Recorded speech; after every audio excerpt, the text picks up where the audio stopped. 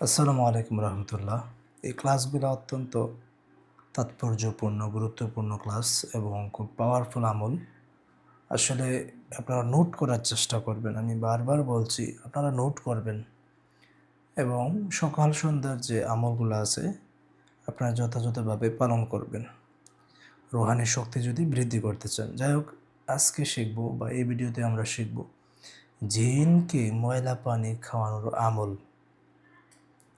খারাপ জিনকে আপনি ময়লা পানি খাওয়াতে চাচ্ছেন।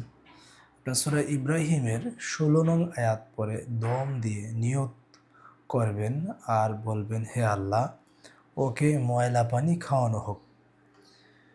মিন ওয়ারাইহি জাহান্নামা ওয়া ইউসকা মিন মাইন সাদিদ। ঠিক আছে?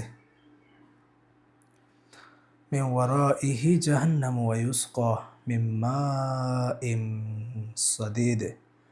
এটা পড়বেন, নিয়ত করবেন ইনশাআল্লাহ। আর হাত দিয়ে অভিনয় করবেন। মনে হবে যেন আপনি হাত দিয়ে তার মুখের মধ্যে ভরে দিচ্ছেন পানি। এইভাবে হাত নাড়াবেন আর এই আয়াত পড়ে দিবেন। আর মনে মনে আল্লাহর কাছে সাহায্য চাইবেন। ইনশাআল্লাহ দেখবেন সে ময়লা পানি খাবে। ময়লা পানি খাওয়ার আযাব ভোগ করবে।